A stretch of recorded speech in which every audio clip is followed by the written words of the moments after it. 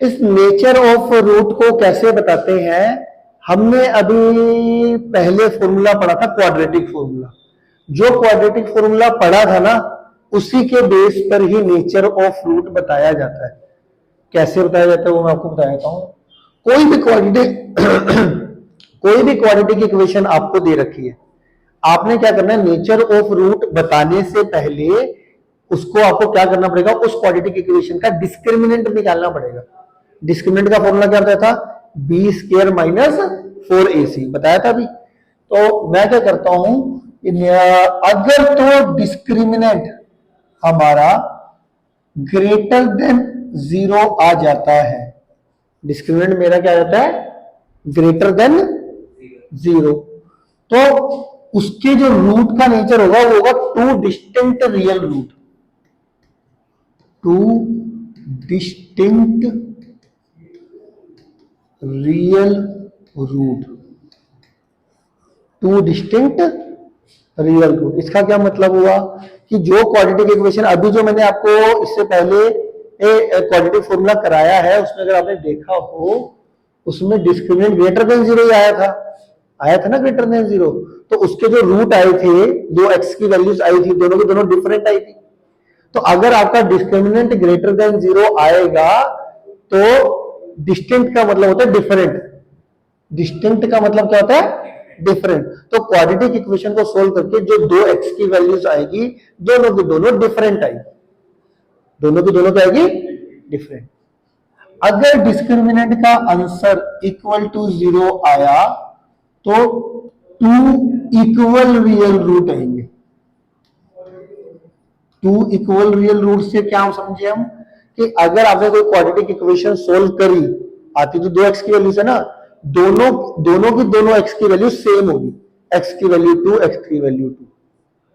कब आएगी ये? अगर आपका डिस्क्रिमिनेंट इक्वल टू 0 आ जाता है। इसी तरीके से अगर आपका डिस्क्रिमिनेंट लेस देन 0 आ जाता है, जैसा मैंने आपको क्वाड्रेटिक फॉर्मूले में सिखाया था, अगर आप डिस्क्रिमिनेंट निकालो और लेस देन 0 आ जाता है तो हमने क्या बोला था, नो रियल रूट एग्जिस्ट। उस केस में रियल रूट निकलेंगे ही नहीं। No real root exist. No real root exist. ये नेचर निकालने के लिए आपको क्या करना पड़ेगा? डिस्क्रिमिनेंट निकालना है। डिस्क्रिमिनेंट कैसे निकालते हैं? बी स्क्वायर माइनस 4ac से। ठीक हो गया जी? तो इस तरीके से हम किसी भी क्वाड्रेटिक इक्वेशन का नेचर बता सकते हैं। इसमें हम कोई एक आधा एग्जांपल ले लेते हैं जिससे कि आपको निकालना आ जाए। एग्जांपल के तौर पे ये हमारी जो नया एडिशन आया है, ये 4.3 एक्सरसाइज है, जो हमारा 23-24 सेशन की जो बुक है उसमें एनसीईआरटी की 4.3 एक्सरसाइज है नेचर ऑफ रूट की। इसके अंदर हमारा जो क्वेश्चन नंबर 1 है वो अगर देखा जाए, क्वेश्चन 1 क्या कह रहा है कि आपको पहले क्वेश्चन के पहले पार्ट में गिवन क्या दे रखा है, 2x स्क्वायर माइनस का 3x प्लस का 5 is equal to 0। 2x square minus का 3x plus 5 is equal to 0। सबसे पहले इसमें क्वेश्चन में बोला था find the nature of root, और उसके बाद if real root exist find them. Real root कब एग्जिस्ट करते हैं? देखो, दो केसों में रियल रूट आ रहे हैं, एक केस को छोड़ दो, इसमें नो रियल रूट है, इसको छोड़ के चाहे डिस्क्रिमिनेंट इक्वल टू 0 आ जाए चाहे ग्रेटर देन 0 आ जाए, दोनों में रियल रूट तो आ रहे हैं ना। तो वो कह रहा है कि सबसे पहले तो जो क्वाड्रेटिक इक्वेशन उसने दी है पहले चेक करो कि इसका नेचर क्या है। अगर इसका नेचर में रियल रूट आ रहे हैं तो इसको निकालना भी। ठीक है जी, तो मैं क्या करता हूं, पहले एक्स स्क्वायर का जो कोफिशिएंट होता है वो ए की स्मॉल ए की वैल्यू होती है प्लस 2, एक्स की पावर 1 का जो कोफिशिएंट होता है वो बी की वैल्यू होती है, वो होती है -3, कांस्टेंट जो होता है वो सी होता है, वो ले लिया मैंने प्लस का 5। अब यहां से हम क्या करते हैं, डिस्क्रिमिनेंट निकाल देते हैं। डिस्क्रिमिनेंट कितना आता है, बी स्क्वायर माइनस 4ac, तो ये -3 का स्क्वायर -4 इंटू 2 इंटू 5, ये कितना आ गया 9 और 40, ये आ गया माइनस का 31, डिस्क्रिमिनेंट आ गया मेरा नेगेटिव। तो ये तो आपको पता है नेगेटिव मतलब लेस देन जीरो, तो आप क्या बोलोगे इस केस में, नेचर इसका क्या हो जाएगा, नो रियल रूट, डिस्क्रिमिनेंट की वैल्यू लेस देन जीरो आ गई, तो आप इस केस में क्या बोल दोगे, no real root exist, no real root exist. ठीक है दोस्तों, मेरी बात ओके होगी। इसके बाद आगे बढ़ते हैं, हमारे पास अगला जो है, एक और पार्ट कर लेते हैं। अगला है मेरे पास सेकंड पार्ट, पहले क्वेश्चन का सेकंड पार्ट ले लेते हैं, नेक्स्ट पेज पे ले लेते हैं। फर्स्ट क्वेश्चन का सेकंड पार्ट ले लेते हैं। क्या कहता है फर्स्ट क्वेश्चन का second part, 3x square minus 4√3x plus 4 is equal to 0। ठीक, अब इसमें आपने दोबारा से नेचर ऑफ रूट बताना है इसका। तो एक्स स्क्वायर का कोफिशिएंट मैं ले लूंगा +3, एक्स की पावर 1 का जो कोफिशिएंट ले लूंगा मैं -4√3, सी की वैल्यू मैंने ले ली 4। डिस्क्रिमिनेंट आ गया मेरा b square minus 4ac -4√3, b की वैल्यू पुट कर लो, ए की वैल्यू पुट कर लो, सी की वैल्यू पुट कर लो, सी की वैल्यू पुट कर लो। ये कितना आ गया, माइनस का स्क्वायर तो प्लस ही हो जाएगा, 4 का स्क्वायर 16, √3 का स्क्वायर 3, 4 4 जा 16, 16 3 जा 48, 48 माइनस 48 0, 48 माइनस 48 0। अब डिस्क्रिमिनेंट की वैल्यू क्या आ गई, 0। अब नेचर ऑफ रूट इसके अकॉर्डिंग क्या बना, 2 इक्वल रियल रूट।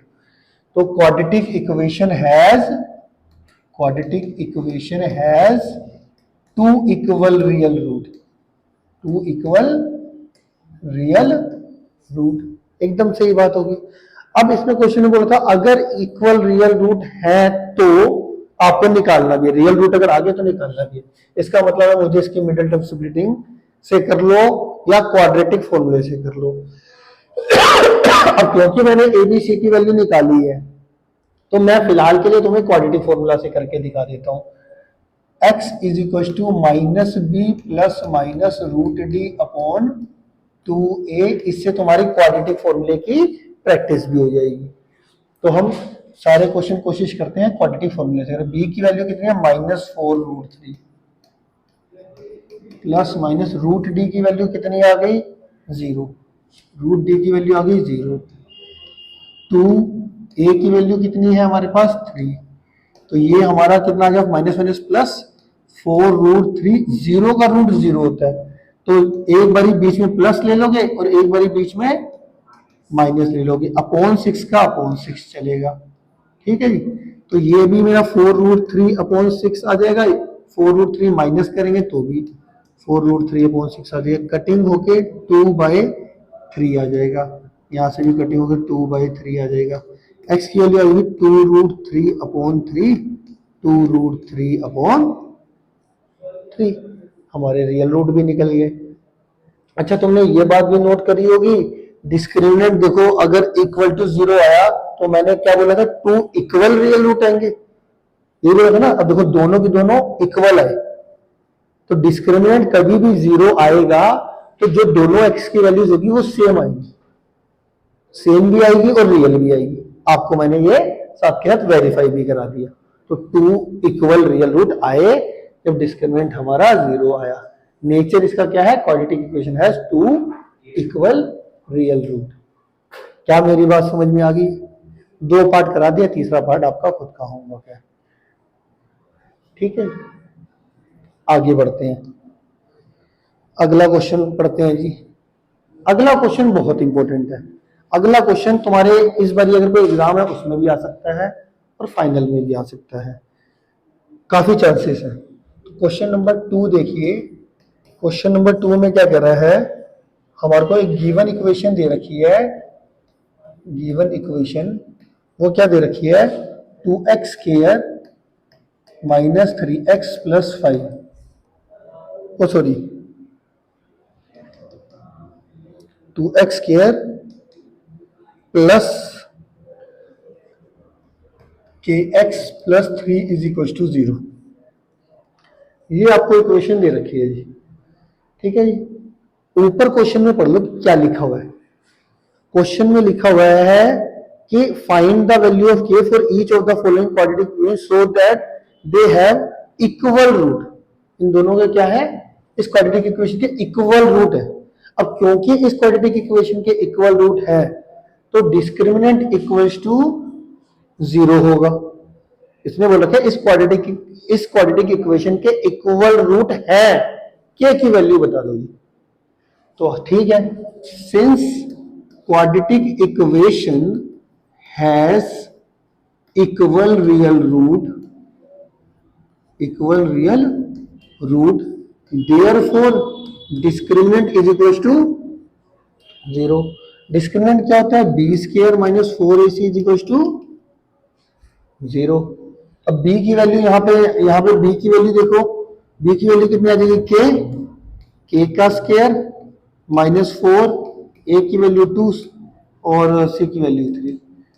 ठीक है, k स्क्वायर के लिए 4 3 12, जो माइनस 24 आ गई, माइनस 24 वहां पे जाके कितना हो जाएगा, प्लस का 24 हो जाएगा। ठीक है, प्लस का 24 कितना आ जाएगा, स्क्वायर को तो रूट में भेजोगे, प्लस का रूट विद प्लस माइनस आ जाएगा, ये आ जाएगी प्लस माइनस 2 रूट 6 आ जाएगी। के की वैल्यू कितनी आ जाएगी, प्लस माइनस 2 रूट 6। के की वैल्यू आपकी निकल गई। ठीक है, के की वैल्यू कितनी आई, प्लस माइनस 2 रूट 6। लिखो इसको जरा, लिख लो और रिवाइज भी करो एक बार दोबारा कि क्या बोला था मैंने।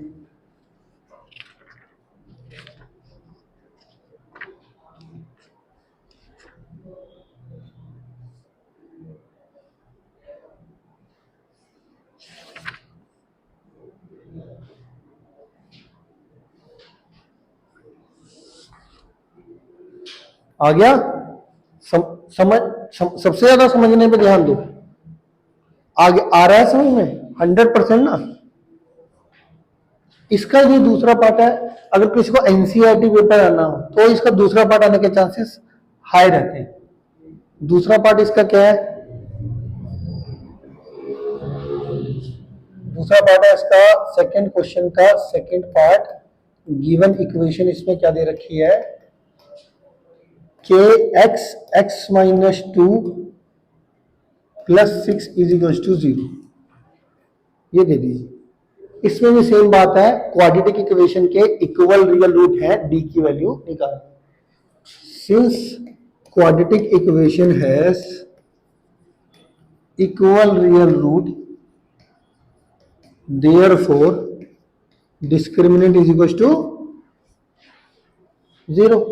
बट इस क्वाड्रेटिक इक्वेशन में दिक्कत क्या आ रही है, क्योंकि इसमें ना एक्स स्क्वायर वाली टर्म ऐसे डायरेक्ट नहीं दे रखी, तो इसको आपको क्या करना पड़ेगा, सिंप्लीफाई।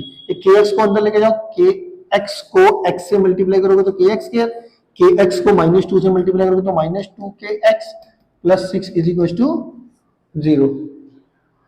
अब तुम्हारा अगर देखा जाए एक्स स्क्वायर का कोफिशिएंट आपको दिख रहा है, के एक्स की पावर 1 का जो कोफिशिएंट है वो तुम्हारे को दिख रहा है माइनस का 2 के, मतलब बी की वैल्यू आ गई माइनस का 2 के और सी की वैल्यू आ गई प्लस का 6। जहां पे कोई दिक्कत परेशानी हो वहां पे साथ के साथ पूछ लें। अब ये आ गया मेरा b square minus 4ac is equal to 0। B की वैल्यू कितनी है यहाँ पर, माइनस 2k का होल स्क्वायर माइनस 4, ए की वैल्यू k, सी की वैल्यू 6, सी की वैल्यू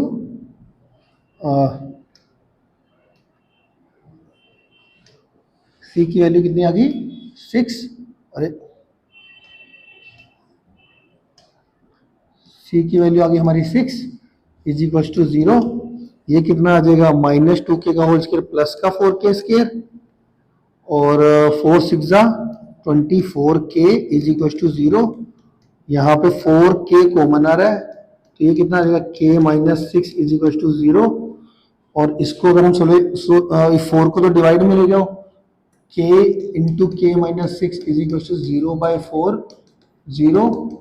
अब k इंटू के माइनस 6 का जो प्रोडक्ट है वो 0 के बराबर है, either k is equal to 0 होगा और k minus 6 is equal to 0 होगा। k की वैल्यू आ जाएगी +6 और k की वैल्यू आ जाएगी 0।